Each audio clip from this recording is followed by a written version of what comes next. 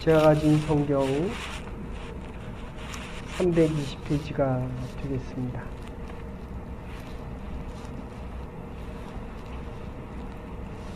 빌립보서 2장 5절부터 11절까지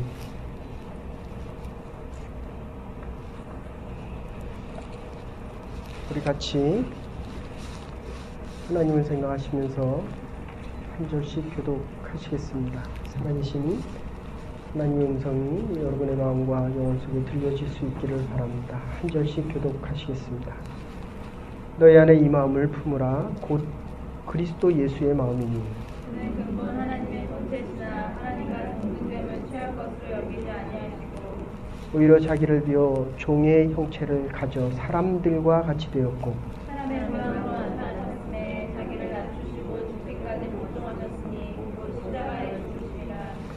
이러므로 하나님이 그를 지극히 높여 모든 이름 위에 뛰어난 이름을 주사 하늘에 있는 자들과 땅에 있는 자들과 땅 아래에 있는 자들로 모든 무릎을 예수의 이름을 들게 하셨고 같이 보십시다. 모든 입으로 예수 그리스도를 주라 시인하여 하나님 아버지께 영광을 돌리게 하셨느니라. 아멘. 우리 최태성 권사님 나오셔서 특송해 주시겠습니다.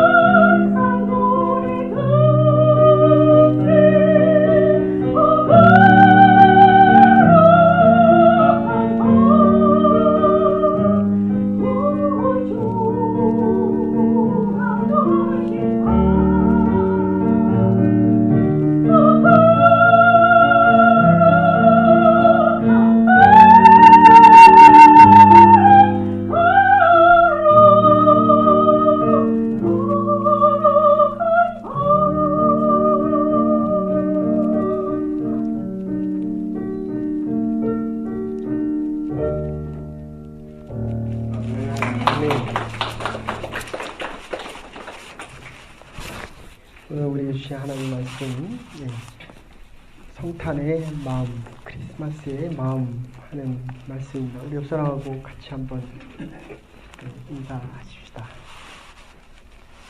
나의 마음을 원하십니까?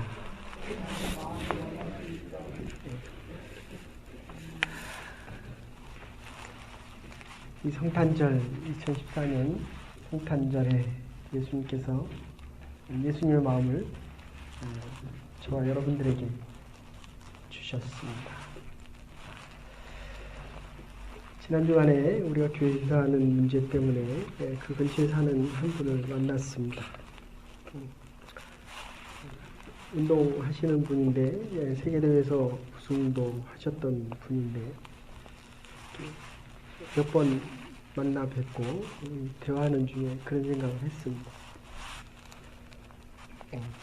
물론 이제 결론은 그랬습니다. 제가 교회를 나가게 된다면 목사님 교회에 나가겠습니다.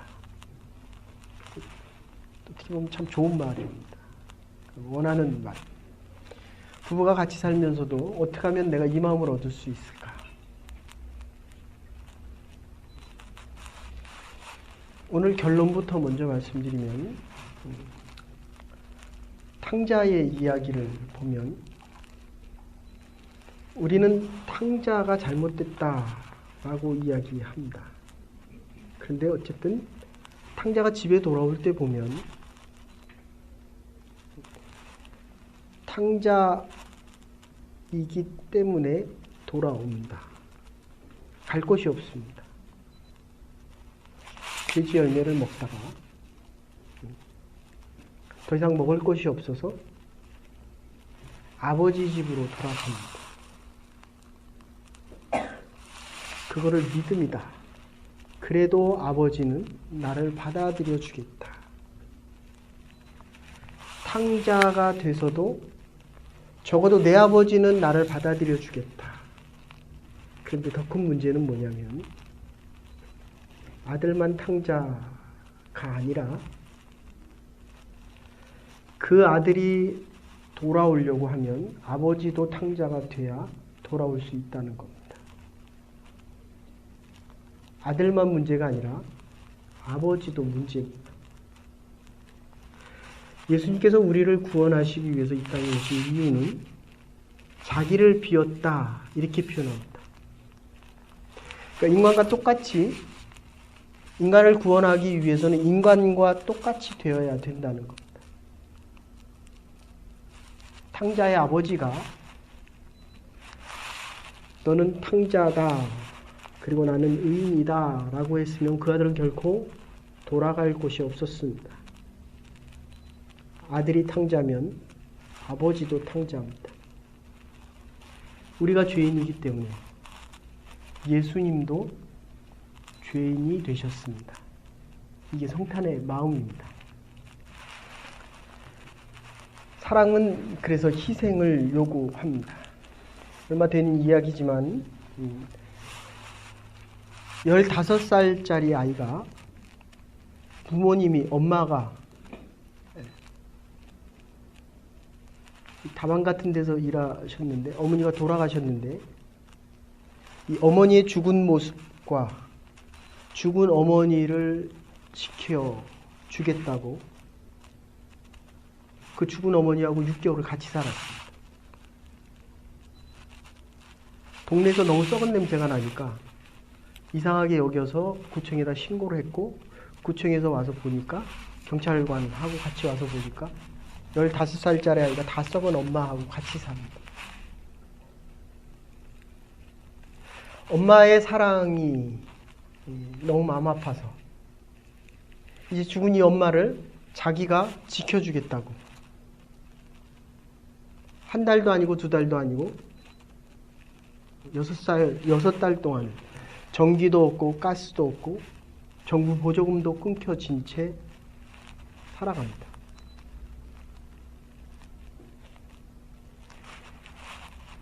제가 아는 분은 경찰관이었는데 아들이 10살부터 골수암이었습니다. 그 아들을 위해서 경찰관 그 박봉에 이 아이를 치료하기 위해서 정말 애를 썼습니다. 애를 쓰고 또 썼습니다. 근무에다가 먹을 것을 제대로 못 먹어서 간경화가 시작됐습니다. 잘 먹어야 되잖아요. 제가 어쩌면 이제 2번만 우리가 예배를 드리면 이제 새 처소로 이사 가게 되는데, 지난 3, 4년 동안 우리를 지켜주신 하나님을 생각하면서 어쨌든 우리는 건강합니다. 먹을 수 있습니다. 그래도 믿음이 있습니다. 여러분은 어떻게 생각하는지 몰라도 여러분과 함께 예배드린다는 것이 이게 얼마나 큰 하나님의 은혜고 하나님의 마음이다.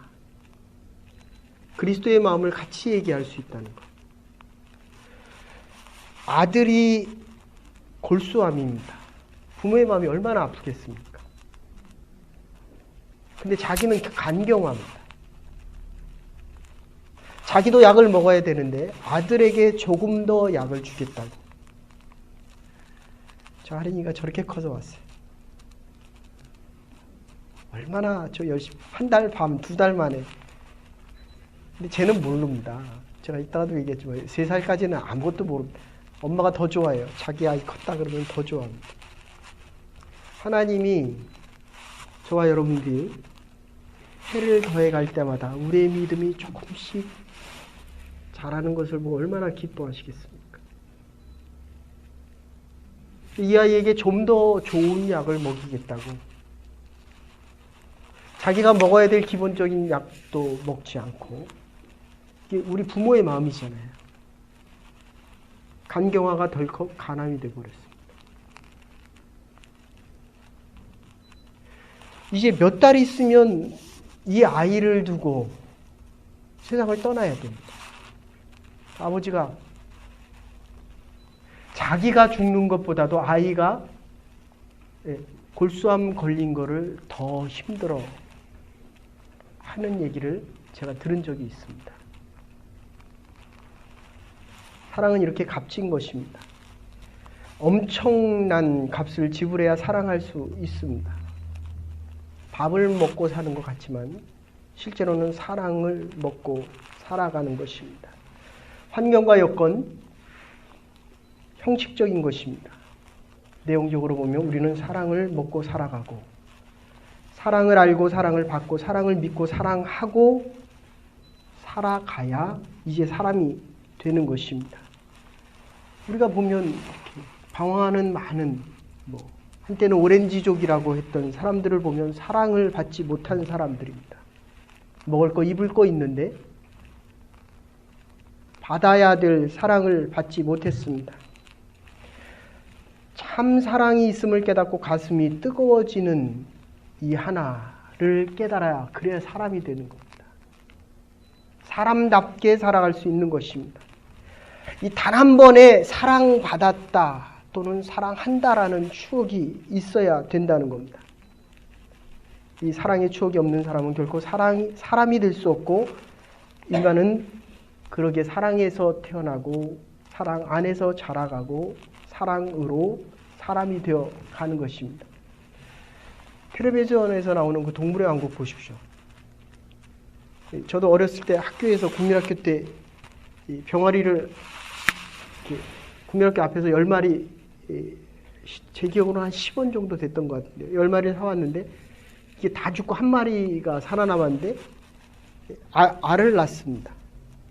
근데 알을 놓고 품고 있더니 며칠 있다가 병아리가 자기 주둥아리로 이렇게 알을 깨고 나옵니다. 그리고 삐약삐약하고 걸어다녀요. 시골에 있는 암소들 보면 밖으로 나가서 새끼를 덜렁 놔놓고 핥은 다음에 같이 들어옵니다. 근데 우리 애들 보면 저거 언제 사람 됩니까? 1년, 2년. 그러니까 모든 동물 중에서도 가장 늦게 철드는 것이 어쩌면 사람입니다. 제가 요새 저를 봐도 이게 지금 제가 옛날엔 철이 든 줄 알았어요. 근데 더 살아보니까 아직 철이 안 든 거예요. 사랑을 더 많이 필요한다는 거예요. 사람은 그 어떤 동물보다도 더 많은 사랑을 필요로 합니다. 이것이 인간이고, 그런데 사람들은 이 사랑을 모르고 살아갑니다. 사랑과 함께 살아감에도 불구하고 이거를 모른다는 겁니다. 그래서 한동안 유행했던 이상구 박사님이 그 실험한 내용을 보면 쥐를 10마리 놓고 실험을 했습니다. 누가 더 잘 자랍니까? 어미쥐가 핥아주는 한 그룹과 한 그룹은 어미쥐가 핥아주지 못하도록 했습니다. 몇 달 만에 이 자란 내용을 보면 2배나 더 잘 자랐답니다. 2배에서 3배 정도 더 잘 자랍니다. 그러니까 우리 아이들은 야단을 치는 게 아니라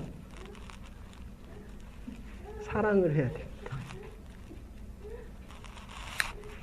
사랑 안에서 태어나고 사랑과 함께 살아가고 사랑하며 사랑받으며 살아가야 됩니다. 근데 중요한 것은 사랑을 믿어야 하고 사랑을 느껴야 사람답게 살아갈 수 있다는 것입니다. 이게 문제는 사랑을 받다가 이 사랑이 잘못되어지면, 왜곡되어지면, 삐뚤어지면, 그러면 이제 이상하게 자라기 시작한다는 겁니다. 이걸 반항하다. 반항적인 존재가 되어져 간다. 정말 내가 이 뜨거운 사랑을 한번 느껴야 되는데 이 사랑을 못 느끼게 되면 사랑이 믿어지지 않습니다. 소통이 되지 않습니다. 분명히 내가 내 자식에게도 얘기를 하고 있는데 이 사랑을 안 믿어줍니다. 나는 진실을 얘기하는데 의심을 합니다. 사랑의 소통이 이루어지지 않고 담이 쌓이게 됩니다. 사랑하는 자와 사랑받는 자 사이에 신의가 회복되어야 합니다. 믿음이 회복되어야 합니다. 그래서 이렇게 보면 가정도 그렇고 부부 사이도 그렇고 사회도 그렇고 이 벽이 있어서 소통이 안 됩니다. 내가 사랑하는 것을 좀 제대로 그대로 받아들여 줘야 되는데 이걸 자꾸 왜곡해서 받아들입니다. 아픈 상처 때문에 한번 사랑의 상처를 입고 나면 이 사랑을 받아들이기가 어려워진다는 겁니다. 그래서 우리 주위에 그런 얘기 많이 합니다. 믿을 사람 하나도 없다.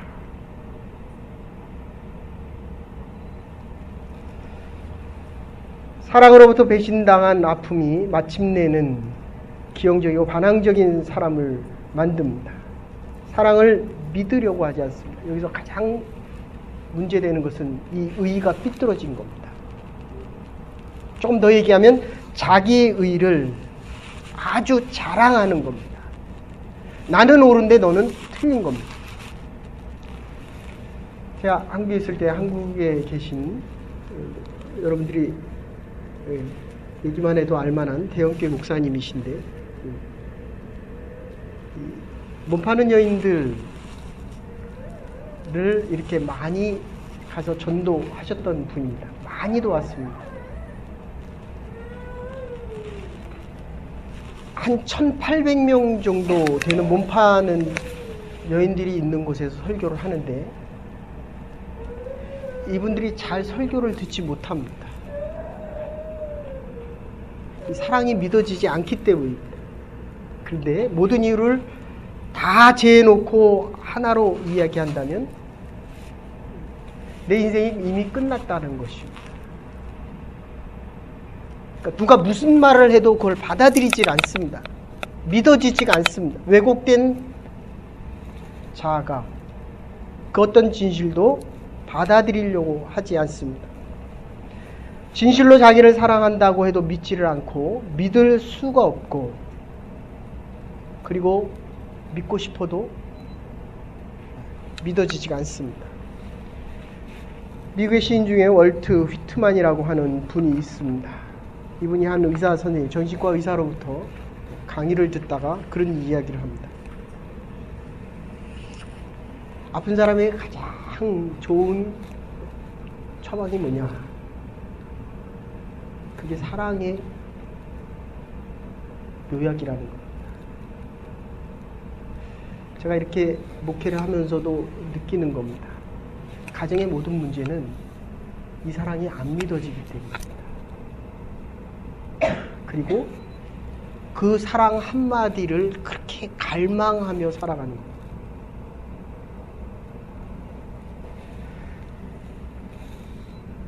이 병든 사람에게 가장 좋은 처방약이 뭐냐?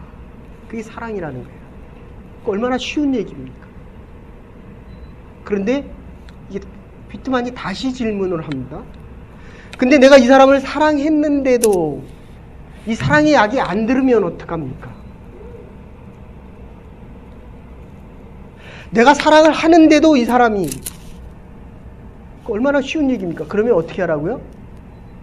더 사랑하라는 거예요. 더. 얼마나 심플합니까?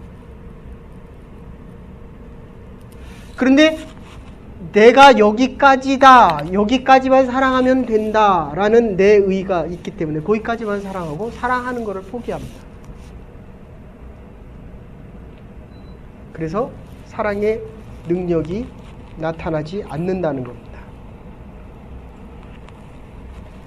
지금 하나님께서 우리에게 요구하시는 것은 내 허물과 내 부족과 내 잘못을 이미 다 알고 계신다는 겁니다. 우리가 한 해를 돌이켜 볼 때 정말 내가 왜 이렇게 살았을까? 그러면 그 다음 할 수 있는 믿음의 용기가 사라집니다. 근데 믿음의 눈으로 바라보면 하나님께서는 그거를 이미 알고 있었다는 거예요. 저와 여러분의 부족한 모습을 하나님께서는 이미 알고 계시고 그럼에도 불구하고 우리를 부르셔서 우리를 찾아오셔서 우리를 계속 사랑하고 계신다는 겁니다. 아까도 말씀드렸지만 탕자는 돌아온 것도 위대하지만 아버지가 아직도 나를 사랑한다 믿는 것은 더 위대했어요.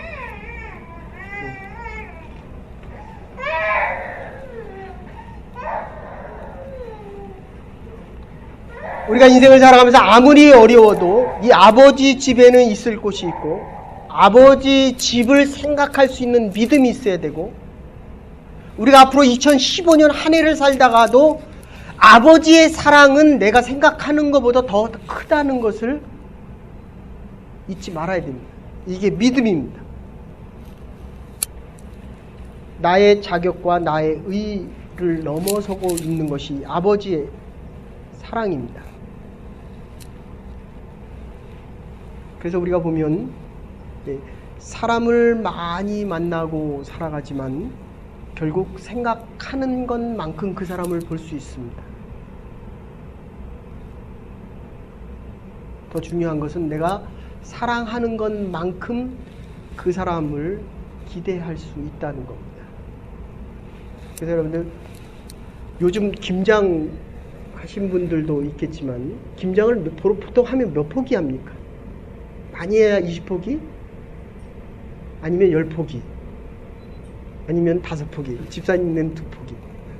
근데 이게 북한 가서 김장 몇 포기 합니까? 했더니 10포기, 5포기 합니다.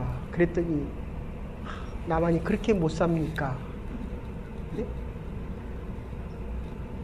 아무리 설명을 해도 이게 안 믿어지는 거예요. 우리는 먹을 게 많아서 김치를 많이 안 먹고 다른 거를 많이 먹습니다 해도 이게 믿음과 신뢰가 형성이 안 되니까 커뮤니케이션이 되지 않습니다. 믿을 수가 없다는 겁니다. 인간은 누구나 어렸을 때는 유치합니다. 점점 자라가야 되는데 2살, 3살 이하 되면 자기중심적입니다. 물질적입니다. 먹는 것만 좋아합니다. 저한테 잘하는 사람만 좋아합니다. 순간적입니다. 여러분들 한번 생각해보세요. 나한테 잘하는 사람만 좋아.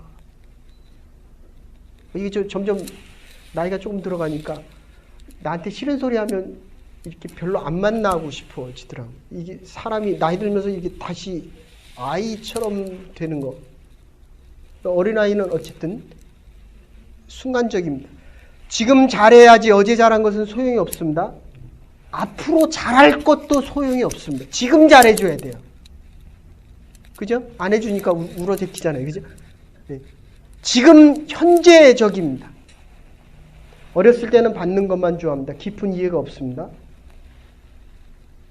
그리고 이 어린아이들은 자기중심적이기 때문에 아무리 자동차가 가도 다른 것들이 지나간다라고 얘기하지 자기가 간다고 생각은 절대로 하지 않습니다.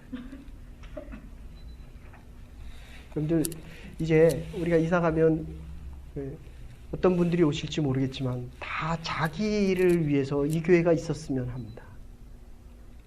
그리고 싫으면 나가요.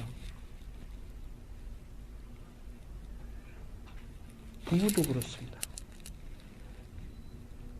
네가 바뀌라 그러지 내가 바뀌고 싶다라고 하는 부부는 그렇게 많지 않습니다.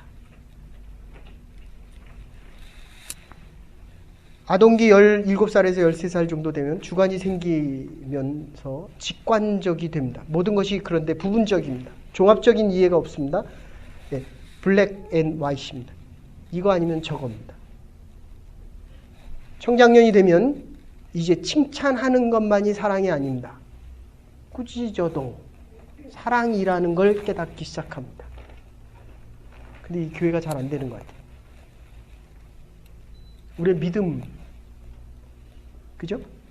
한번 야단치면 이 안에 누구를 계속 놔뒀다가 언제 기회 되면 다 터뜨립니다. 아버지가 내가 나를 때리는 것, 지난주에 얘기하면 병드는 것도 사랑했기 때문에 병들었다. 깊이 이해해야 되고 아주 멀리 이해해야 됩니다. 그래서 오늘 주님께서는 자기 자신을 주셨습니다. 가장 사랑하는 하나밖에 없는 독생자 아들을 주시고 주었기 때문에 자기를 비웠습니다. 그러니까 우리가 할인이를 주고 백호를 주고 민서를 주고 나를 비웠다. 내가 가장 소중히 여기는 것을 주고 나를 비웠다. 여러분 사랑하려고 하면 자기를 비워야 되는데 그러면 잘난 척하지 말아야 됩니다. 그러면 사랑은 끝난 것입니다. 사랑하는 자 앞에서는 자기가 다 없어지고 말아야 합니다. 비워져야 합니다. 비우게 되어야 합니다. 이게 사랑입니다. 있으면서도 없는 것처럼 알면서도 모르는 것처럼 할 수 있으면서도 없는 것처럼 가질 수 있으면서도 가질 수 없는 것처럼 이게 사랑입니다. 우리는 조그만 것 하면서도 큰 것 할 수 있는 것처럼 이야기합니다. 아닙니다. 큰 것 할 수 있는데도 작은 것 이거를 비운다 이렇게 얘기합니다. 지식으로 자기를 채우다 보면 진리를 알기 위한 것보다도 자기가 아는 것을 드러내고 싶어합니다. 지식에서 사랑이 빠지면 자신은 위선자가 됩니다. 거짓말을 많이 하게 됩니다. 아는 척 하다 보면 아는 것도 알고 모르는 것도 압니다. 자꾸 거짓말을 하게 됩니다.